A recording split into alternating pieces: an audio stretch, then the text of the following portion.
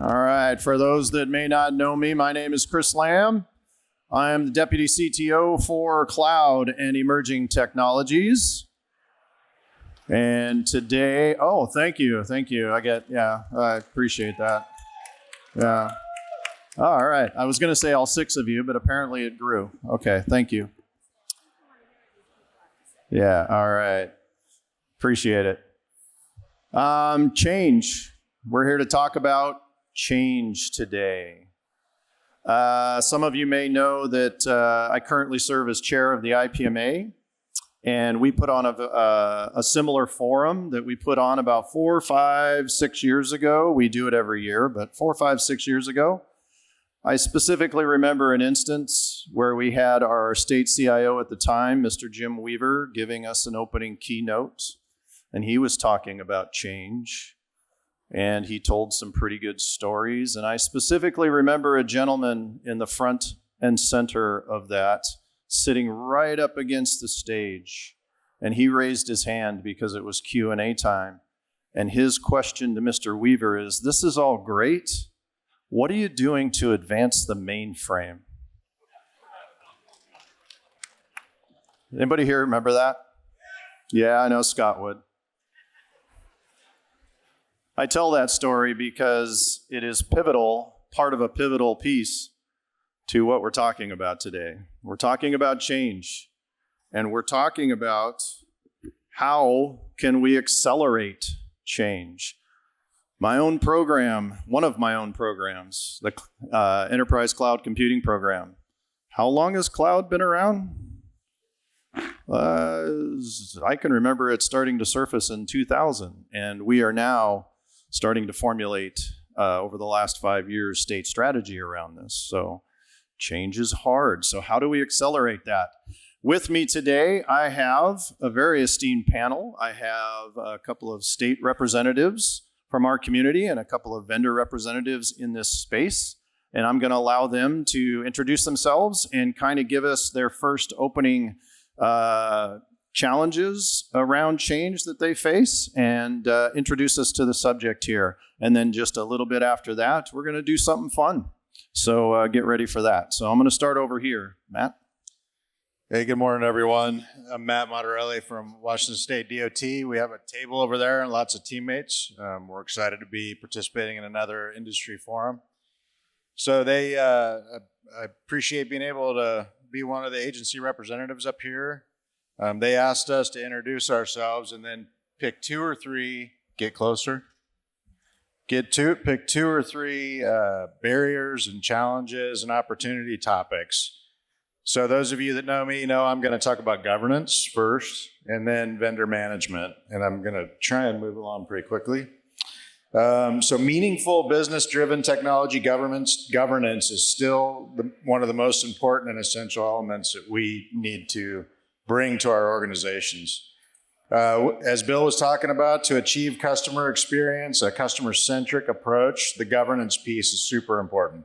So project, program, and portfolio structures built with the right stakeholders that are actively involved in the decision-making is critical to addressing the challenges that we face.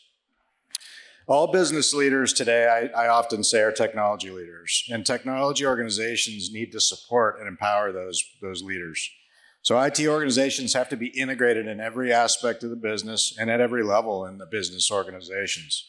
This is both a challenge and an opportunity right now. New and emerging tech like AI and the universal recognition of the cybersecurity threats that organizations face has really made it easier to bring people to the table and get them involved. And so I think that's a super important one. And then vendor management. We've been working hard to build a vendor management program at WashDOT for several years. I see 3 or 4 of our vendor managers here. So as you come meet them, you can really learn a lot more about what they do for our organization. But budget and resources are always a challenge. The public sector biennial cycle is always hard to work with, especially with the rapid growth of AI and other business process automation options provided by our vendor partners. Our dependence on these strong partnerships is super important. We also are seeing, and we need to be able to maintain those relationships in an organized way. We're also seeing the vendor environment with a lot of unstable cost models right now. Our vendors are under their own competitive pressures, and at times will seek some stability with us as public service organizations.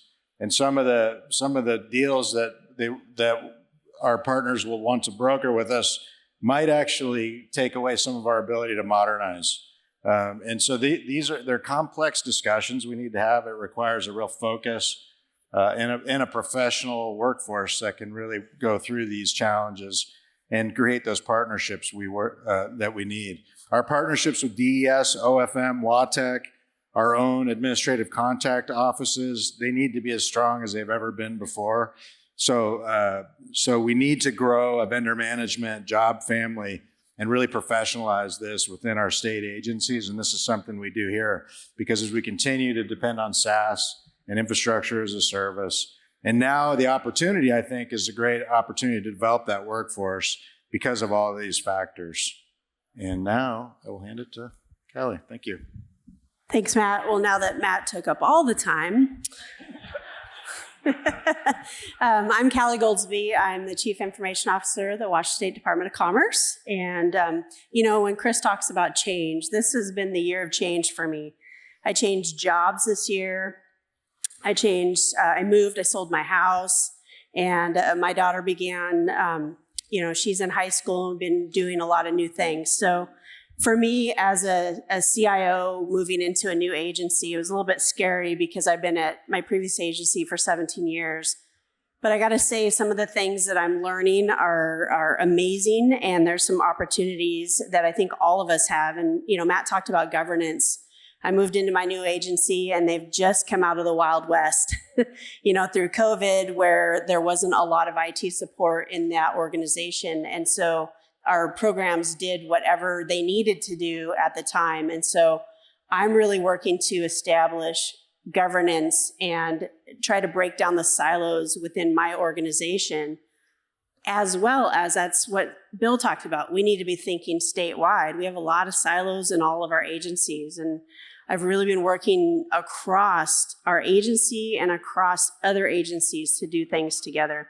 So I see that as a huge barrier sometimes, but a necessary thing we've got to do so that we are making decisions as an organization and as a state. Another area that I think is probably really challenging for all of us is balancing all of the technical debt and legacy systems that we have while also wanting to be innovative. I was hired by a former state senator who is very tech savvy and very focused on innovation.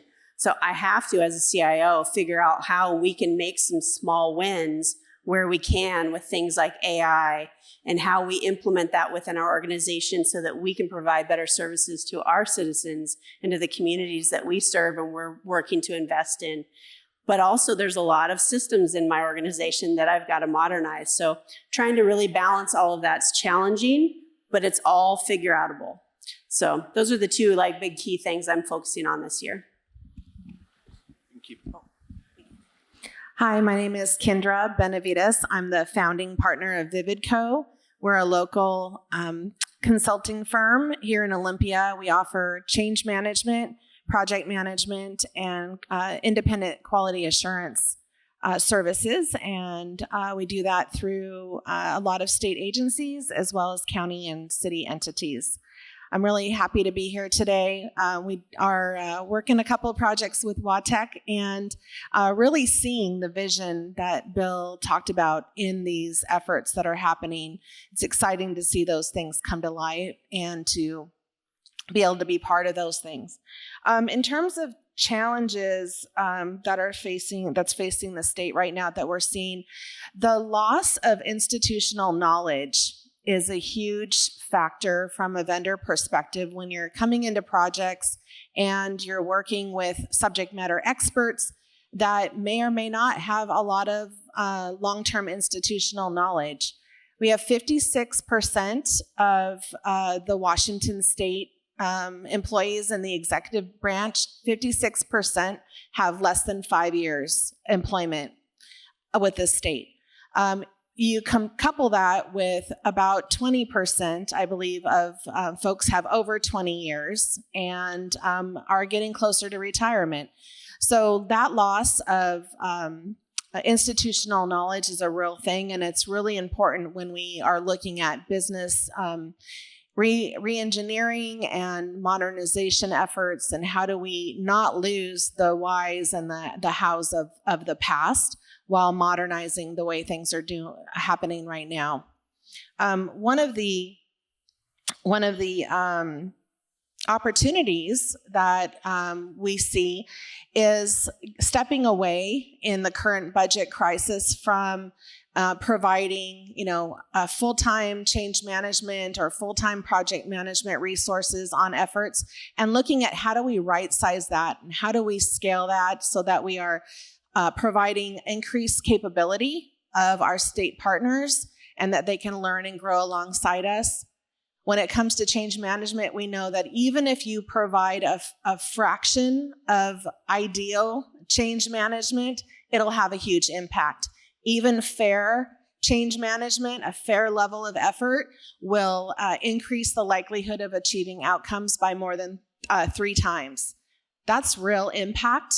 And so instead of thinking about all or nothing, I cannot, afford a full-time change manager on this project, work with your vendors. I encourage you to work with your vendors to find out what are your needs and allow them to design a change management interaction with you to maximize your outcomes based on your budget.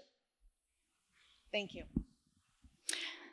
So to underline what Kendra just said, folks, if you take nothing else away, some change management is better than no change management. So, hi, Hazel Lauren. I'm a senior director at Slalom Consulting. I lead our Washington State Public Sector account team, and I am a proud former state of Washington employee. Prior to going to the dark side of consulting, I worked as a case resource manager with DDA, SSPS program manager, data analyst with HRSA. I'm dating myself, and integration lead on Provider One project. I might have introduced myself as, hi, I'm Hazel. I'm a certified change management professional, and I hate change. But I really do. My personality type is one that appreciates stability. It doesn't like a lot of change. But that, combined with my experience, much loved working down here in Olympia, has led me to come at this with a lot of empathy and understanding for where folks are. And I think, in this time of great change at a speed that we haven't seen before, this is an amazing opportunity to double down on the basics, on the foundation of creating a culture that allows for change and an environment that really brings the best out in folks. And I know I'm running out of time, so I'll just talk about 2 challenges that I've seen over the years that do present an opportunity. One being risk-adverse cultures.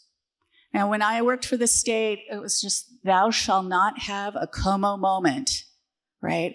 Just don't. It's not going to be out there, which really didn't encourage a lot of experimentation.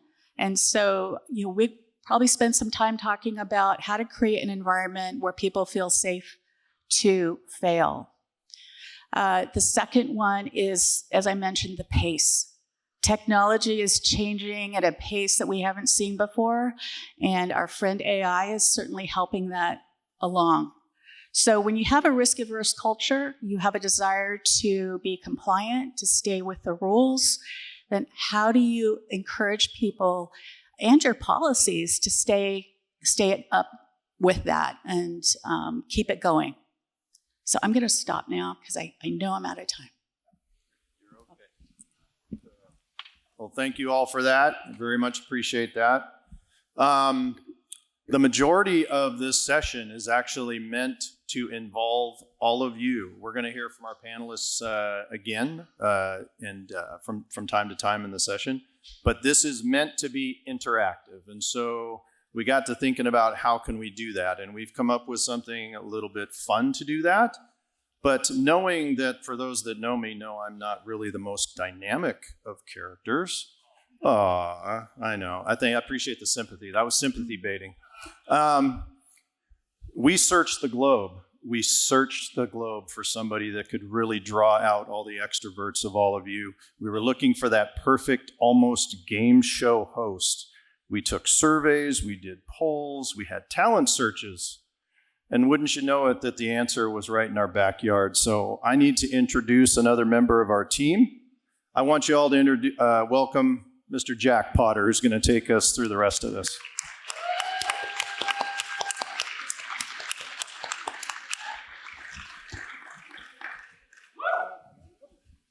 You need a mic? Do you need a mic? Thank you. Go for it. Test, test. How about now? Can you hear me?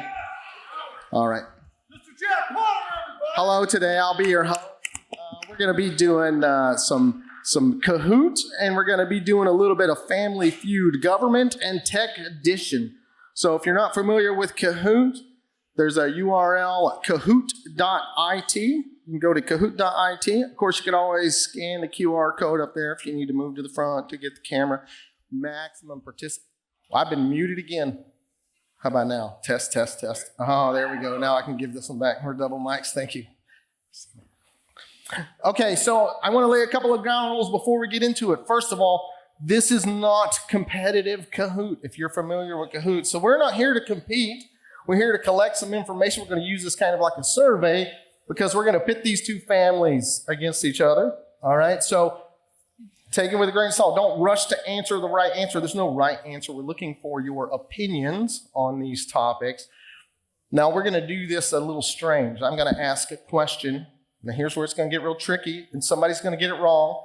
If I find out it's you, don't come talk to me at the booth, okay? Just don't do it. One question is going to be for the agencies, and then we're going to do that same question. We're going to do it for the vendors. And then we're going to look at the survey. Before today's event, there was a survey that was sent out to all the participants. You probably didn't answer it. Shame on you. But for those who did, we're going to use your results, and we're going to review what your feedback is today based on the results of the survey. And we're going to ask 3 questions. It's going to take us a few minutes to get through it. Okay. Everybody understand the assignment? Probably not, but somebody said yes. So we're going to roll with that. So I want you to keep in mind, this is a dramatization of Family Feud. This is not actual Family Feud. You do not get Steve Harvey today. We apologize. You get Jack Potter. Yeah, thank you. Thank you. I love it. Okay, I want to give a big thank you to the WATEC communications team, Vicki, Chris, Andrew, Rom, and Jennifer's helping us today. Before we lean into this, what I'll tell you, and Bill, you kind of said it earlier, we're like a clock, and this is a great big machine.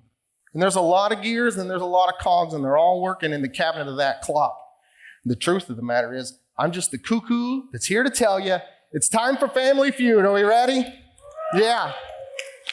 Okay, so let's practice this because I don't have a live studio audience. You're the studio and the audience. If I raise my hand, can we clap like applaud sign? Yeah. Okay. This will make it more fun. Okay, so to set the stage, this is the future, but we have to learn from our past. So this is a tale of 2 cities. If your vendor is not headquartered in Seattle, just follow along with the analogy and we'll make it.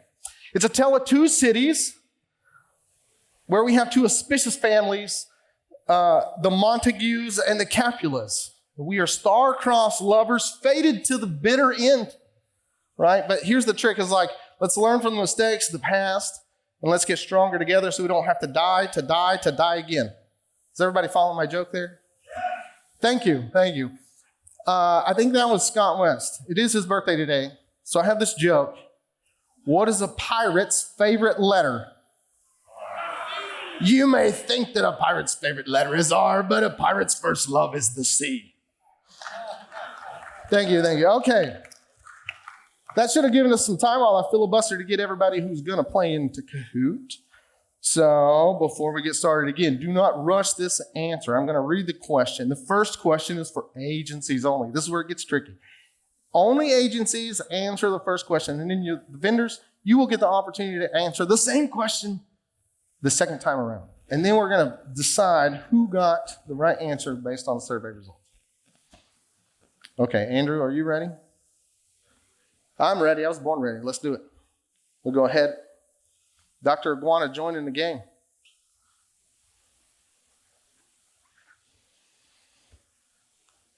Family Feud Government and Tech Edition. This is the first one. Get your answers ready. Agencies only. What are the biggest barriers to accelerating change in government technology? Remember, there are no wrong answers here. This is your opinion on what you feel like is the greatest barrier. Oh, I have to stand in the spotlight for my shoes. Okay, as this is winding down, we're going to have the panelists talk about some of this once we complete our Survey Says results. So this isn't just me filibustering for the whole time. Okay. Now, this says siloed organizations and lack of standards across agencies were the number one answers for the agencies. This next question, vendors only. So agencies, you're off the hook for the next 30 seconds. You can take a nap, get a beverage, whatever you're going to do. Let's go ahead to the next question. This one is for the vendors only. For our vendor partners. What are the biggest barriers to accelerating change in government technology?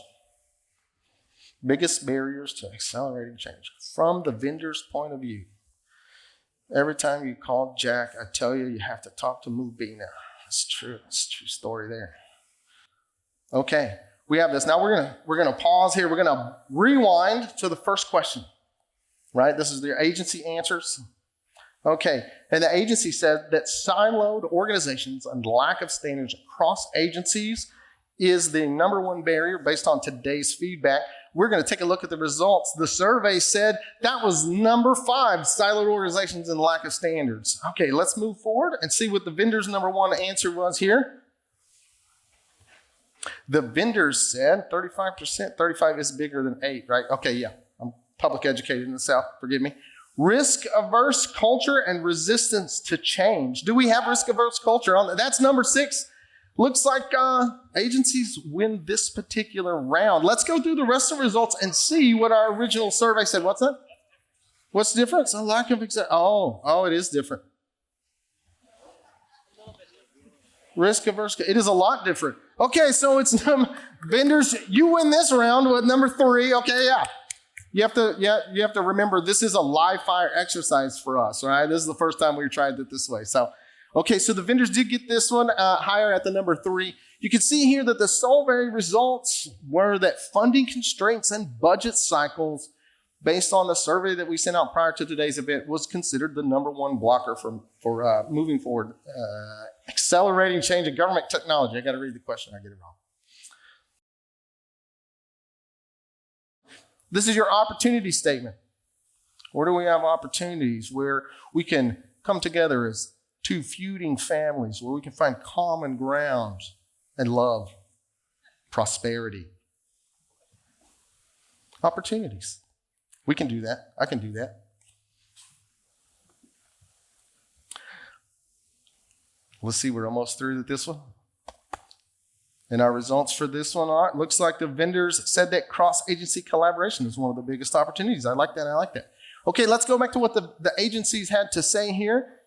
Very similar to last time. What was the number one result here? It looks like cross-agency collaboration. Now we're cheating. You guys are just sharing answers across the table, I think. So you're both right or you're both wrong. That looks like that was number 4. Great job there. Better than last time. This is a good, solid average, actually, I guess, in the grand scheme of things. Okay, so we think that is the most the biggest opportunity today as today's survey. What did the survey results say? If we want to go ahead and reveal the rest of those, number 6, workforce development. Number 5 is going to be customer experience improvements. Number 3 is improving data sharing, integration and governance across agencies, cloud adoption, infrastructure modernization, secure platforms, and the number 1 survey result was artificial intelligence, automation, predictive data. So I'm pretty sure that the robots voted on this one. So, just take that with a grain of salt. Sometimes that happens. Okay, now we got one more question. We're going to do one more round of this. And then if you're lucky, Chris will take this back over and you'll have Chris Lamb to thank for the rest of the event. This one is for the agencies and agencies only. In which areas could agency vendor collaboration have the greatest impact? How do we work together to achieve the greatest impact? Where do we maximize our opportunity statement? So now we're not frowning, we're smiling. And not only are we smiling, we got a lot of teeth in it, right? Like a wolf. Sorry, I'm Department of Fish and Wildlife. It's a hot topic for us. Apologize. Too soon there. Okay, we're going to wrap this one up. This is just like last time. This is the agencies only, and this next one is going to be the vendor. I see Chul in the crowd. Did you vote? Are you going to vote in the next one, Chul? You got it? Okay. We got to call out. You got to be careful if I know your name, because I'm going to call on you. Okay, this one is for vendors. Same question.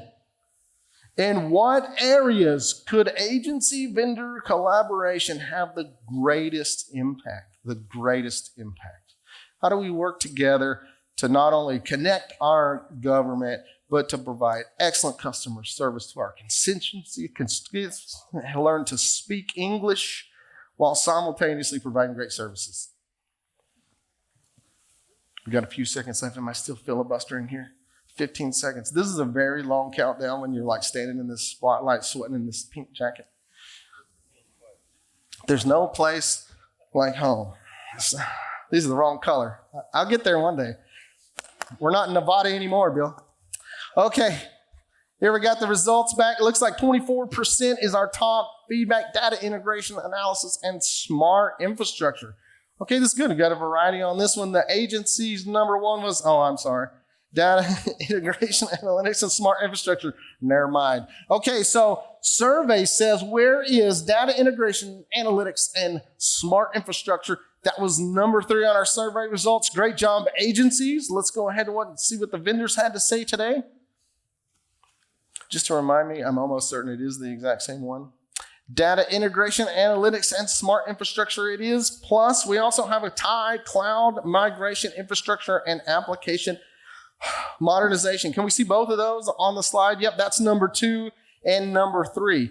I think that we did a really great job coming together as agencies and vendors and getting some good, solid, average results. You know, that's exactly what you want to see as we're like in a larger group. Statistics or something like that, I should probably know as the scientific data program manager at Fish and Wildlife. Can we go ahead and expose the rest of the results? Number 6 is governance roadmap development and enterprise architecture planning. Number 5 is going to be customer resident experience and digital service delivery. Number 4 is procurement reform and vendor accountability. And the number 1 result was, big round of applause because you're done with this part of the presentation today. It's going to be, survey says, cybersecurity and risk management modernization. Thanks for having me. My name is Jack Potter. It was great to be your host today. We're going to turn this over to the panelists. We're really interested in feedback and some audience participation as we go through this. And we're looking forward to hear what the panelists have to say on some of these topics. Thanks for having me, Chris. Thank you, Jack. Appreciate your help. Thank you. I'll be here all week. I feel like that last one with cybersecurity at the top was a bit loaded. Yeah, it's just, okay. So this is going to be the part we're going to spend the rest of the time looking for input and questions and input from all of you. I've got helpers throughout the audience that are going to be, that have microphones that will pass those around. If you raise your hand and have some input into this conversation, we would really appreciate it. As a delayer or a time buyer to get you guys chewing on this thought, I want to pose a question to each of our panelists again. And the first one I'm going to direct to our agency CIOs. We talked about in this game that we just did around the funding constraints and budget cycles. That's a very real thing we don't think about a lot as a barrier sometimes, the way that our funding model works. Matt, Callie, do you have any thoughts on that and how you face that and maybe some things you've done to help mitigate that stuff? You know, any good CIO has their list of shovel-ready funding needs and things that you can move forward with. As we all know, we get towards the end of those funding cycles and our programs have funding. The key is to figure out what of those things on that list can actually move your agency forward, not just particular programs. So that's one area that I really try to figure out how we could get the money where we have it and spend it in the best ways. When I came into Commerce in March, I had very little time before the end of the fiscal year to figure out how we can spend some of the funding that Commerce still had. And so I knew that we were going to need to start making our journey to the cloud. And so we made some investments at the end of the fiscal year to help service over this year as we begin our migration. And so you have to look for those opportunities. And in this funding climate, they are not that often. So have that ready to go, because it's always, every agency I've been at the end of the year, they come to IT, how can we spend this funding? So be ready to move on it. Yeah, I think also, as I talked about earlier, just being integrated with the business. Every project, as you can imagine, WashDOT, big engineering agency, building mega projects all the time. But every agency has major projects and initiatives. They're all technology enabled. So our ability to be involved in their procurement process and make sure that the technology requirements are identified, planned for, both through the project and onto life cycle. So you have to look for a lot of different program areas for the money that's needed to modernize your own systems and keep them funded. And that, again, just gets back to having just, locked at the hip with your business, empowering them to really plan for and fight for those dollars, because ultimately money is funded for something, an operation, a program, a project. It's not typically just technology doing it for technology's sake. So we want to make sure our stakeholders are out there fighting for those resources. We empower them to do that. Thank you both. Does anybody out there want to contribute to that conversation? How do they deal with, from an agency side, when you're dealing with these funding cycles and budget constraints? Do not be shy. We got one right here. So, Tammy LeClaire, Agency Readiness Director for the One Washington Project. Actually, I have a creative solution. I work with 114 agencies on a really big project. And one of the magical pieces that I'm seeing impacting funding constraints and budget cycles is agencies sharing with agencies. They're not seeking permission from vendors, and vendors are stepping up and spotlighting incredible work. So when we stop thinking about what can my dollar do to fund my technology project in my agency or in my industry, and we start thinking, no, I got to share this knowledge, I got to share this maturity across agencies, across projects, we're going to make a big dent in the budget impacts that we're facing as a state right now. Thank you. Thank you for that. Anybody want to follow up on that one? Yeah, just mic drop right there. All right. I'm going to turn to our vendor panelists and start another question, so start thinking about this. And we're not tied to these subjects. This is all about trying to be able to prepare ourselves to drive change. What is it that will help us accelerate change? You heard Bill already, all the things that are happening in the wake of all the things we're facing, and we're still driving a ton of change. So how do we continue to accelerate that? For our vendor partners, this concept of risk-averse culture being a hurdle, the resistance to change, why is it, in your minds, what do you see from that third-party perspective? Why is it that IT, the purveyors of change, still have such a hard time with change? Why, Chris, that is a really big question. So from my perspective, it's often because the culture around change is often not expanded all the way through an organization. So you have really talented leaders who are like, we've got to do this. We absolutely have to do this. Just get on the bus, we're moving now. And you have folks who are a little further down in pecking order, again, who are very conscientious.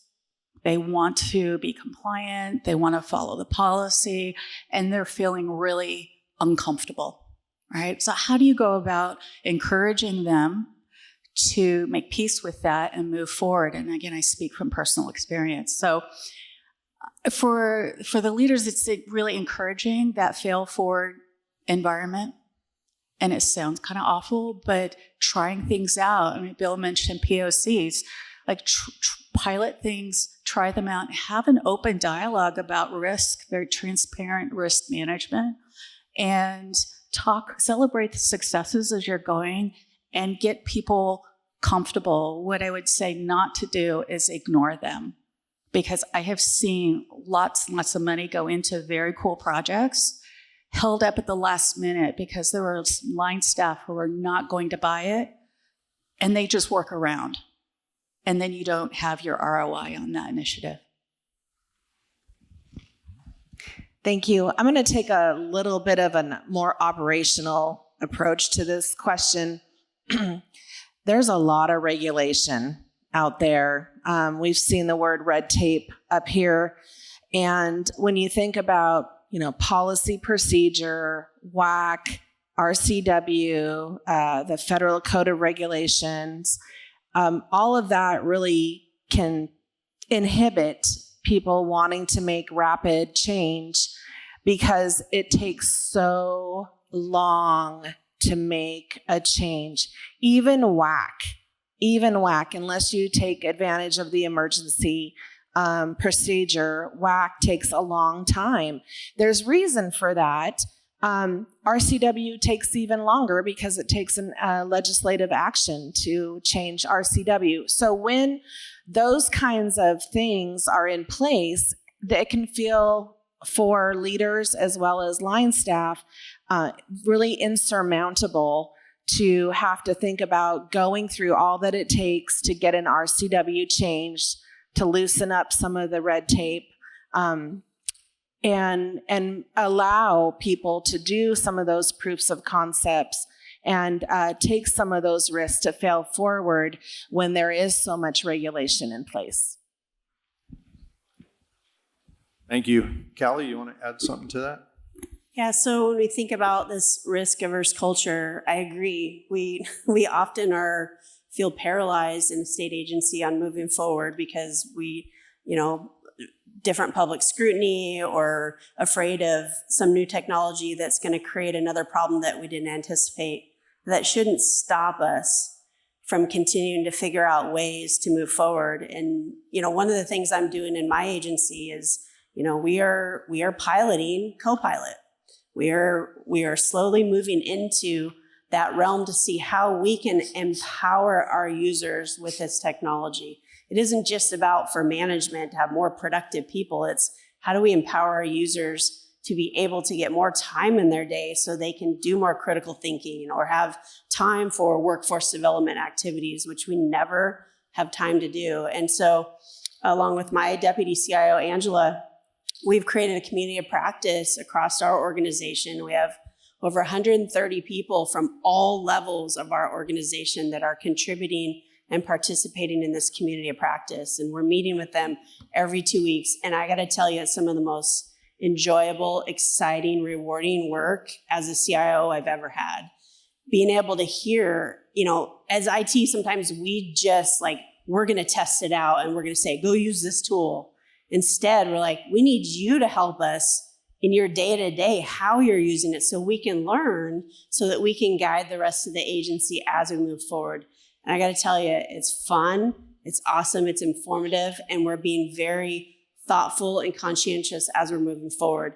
That's how we begin to get over this risk of adverse change. People need to see it. They need to not be afraid of it. And in order for them to not be afraid of it, they need to see it in action and actually touch it, feel it, and see the results. And it's pretty awesome. Happy to talk to any other agency that's grappling with this about how it's going for us. So reaching out to the audience again on this subject, looks like we have one back here. Definitely like to hear from the audience on this one. This is a big one that we're all facing. I think one thing is I'd like to compliment the state and all of the leadership here for events like the IPMA Executive Seminar, where you've allowed us to sit down and talk to you beyond what we see on the website in reference to your strategic initiatives. So I definitely give you a hand clap on that part. I think all of us do. The second piece is I'd like to compliment you on the competitive based procurement model that you guys put out a little while ago. I think that's also a very good source for you to be able to get the most out of us and to see if we can create value without having to spend all of that time going over something over and over and over again. So again, I commend you for that. So I commend you guys for your transparency and what you share from us from the first part.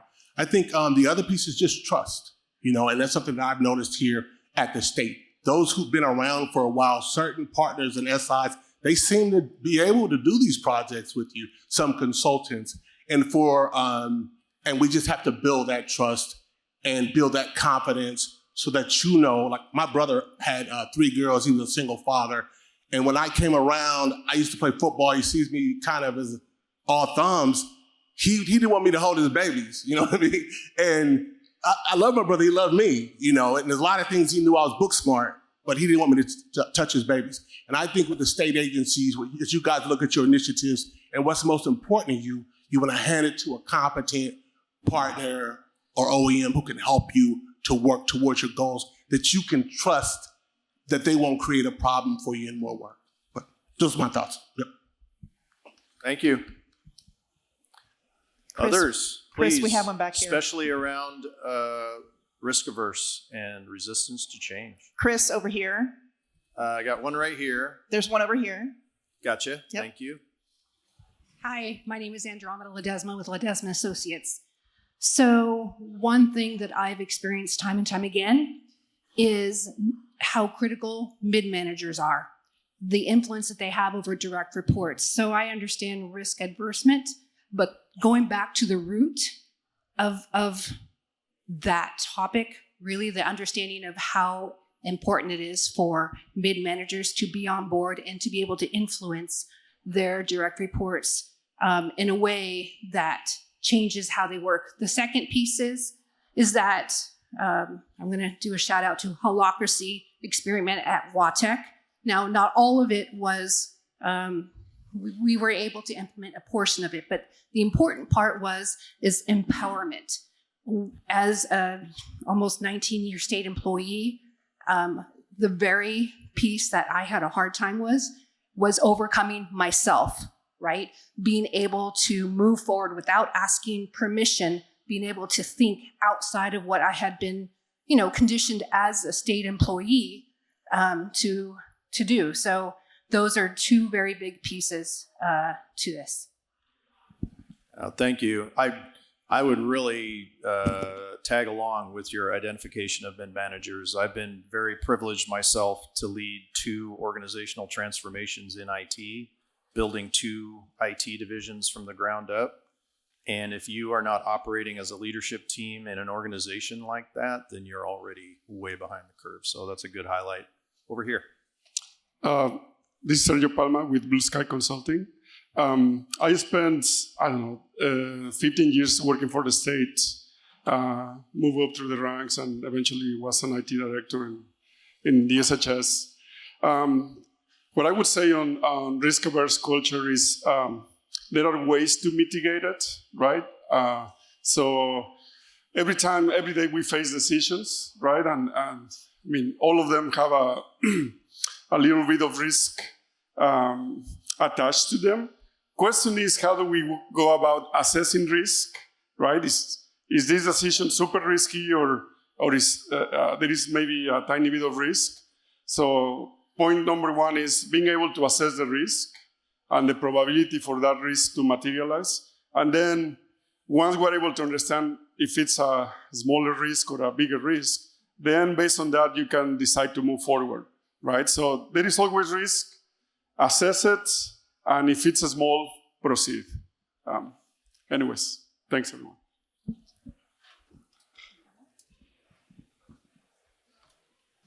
Thank you. Thank you. Any other thoughts?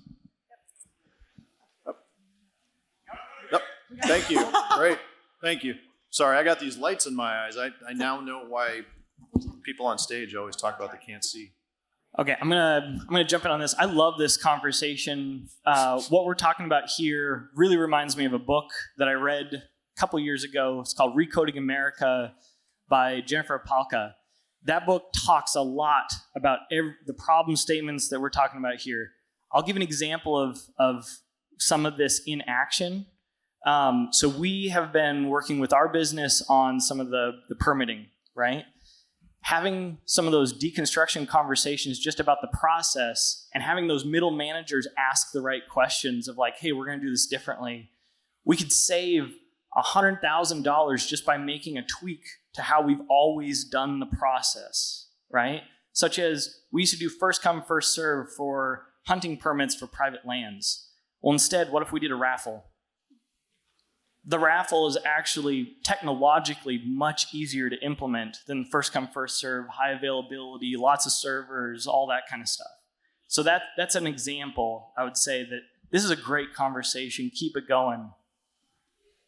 Chris, one more. Thank you, Matt. All right. Well, this doesn't take too much time. We've had some great points mentioned today, and I just wanted to touch base on what Callie said around change management and Bill Kehoe's point on how do you do that? Well, as part of our practice here at One Washington, we serve a plethora of agencies, and I wanted to shout out Department of Ecology for their AI innovation in their drone work in early fire detection. Go ecology. And that to me is change. Change is innovation. Change is serving your state in projects that improve the way we do things. And that's how you embed it, is you pair it with continuous improvement. There are community of practices out there for you agencies. There are resources out there for you to tap into in learning how to embed it into your everyday work. AI projects, Copilot, all these fantastic things that are happening. Change management is part of it. It's not this theory to read about. So do tap into those things that are out there for you. There's also an Association of Change Management in the Pacific Northwest with free resources for you. There's a lot going on out there, and I just want to thank you, Callie, for bringing that up.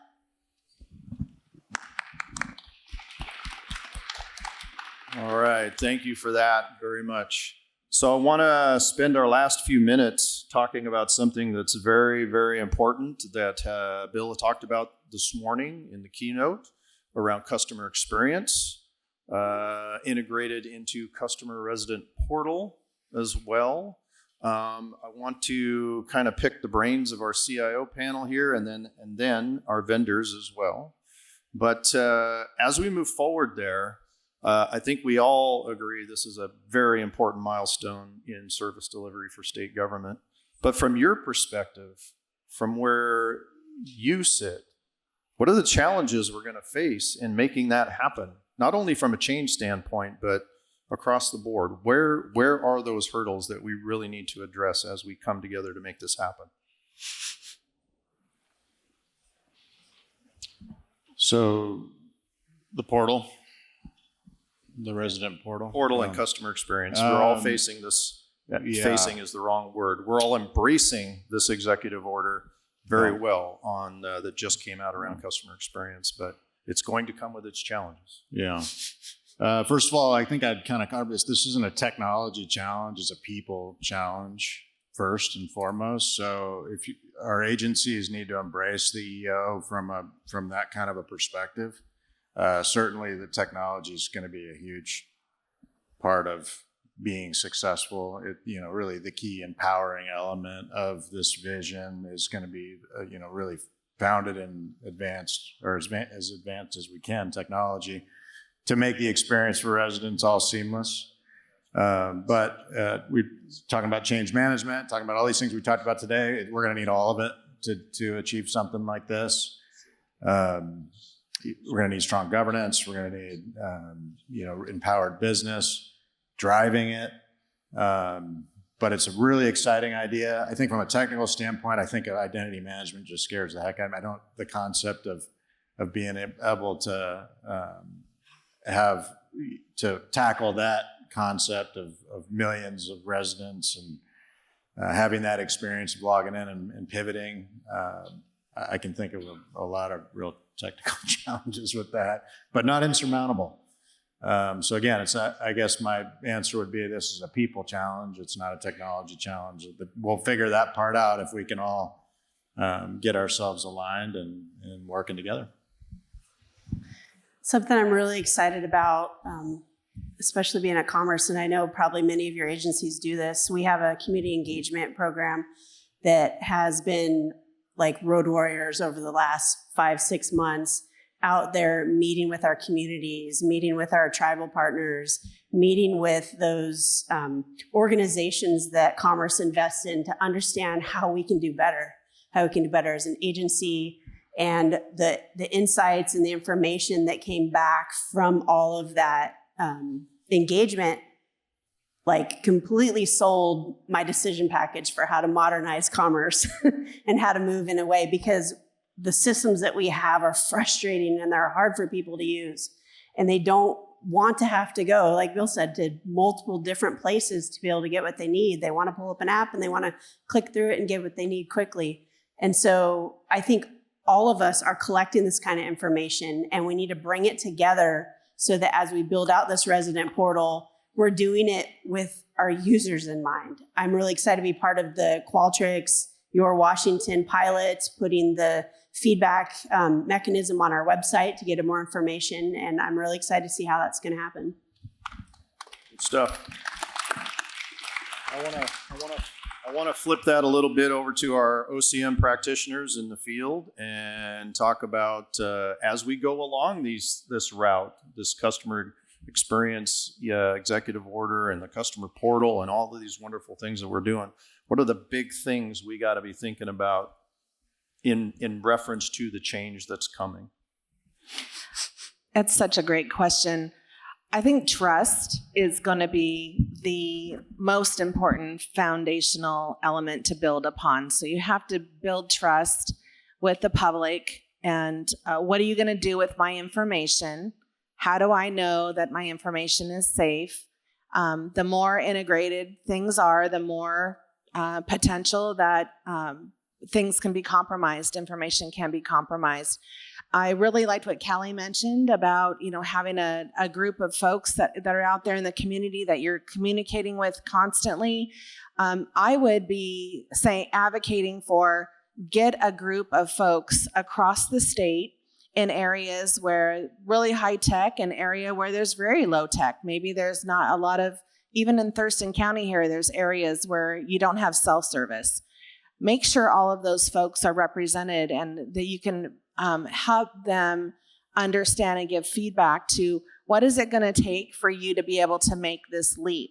You might have technology challenges, you'll have fear-based challenges, you'll have trust-based challenges, but by hearing from all of those different folks and really reaching out to those less served or underserved, underrepresented populations, hard to reach populations, and bringing them in will be critical. And doing that early and doing it often and taking some metrics, some pulse checks, if you will, about how is that trust going? What kind of feedback are we getting? How are we using it?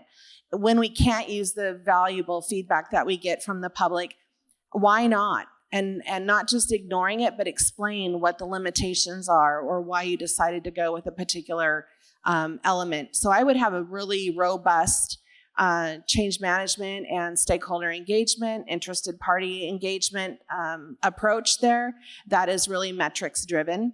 And that would really be a foundational piece, not to put together later, but to put together early in the process. That was a really comprehensive answer. I would add, maintain an open mind when thinking about who your customers are. Sometimes there's disagreement about who customers are and assumptions about what their current journey is going through a particular process, using a particular system. Carve out time to define your customer and ask them and document what the current process is so that you have a comprehensive understanding. That goes a long way to establishing the trust that Kendra was talking about. All right. Thank you very much. We are come to the end of our session. I hope this was informative. I thank you for the people that stood up and participated. Please thank our panelists. I appreciate them being here.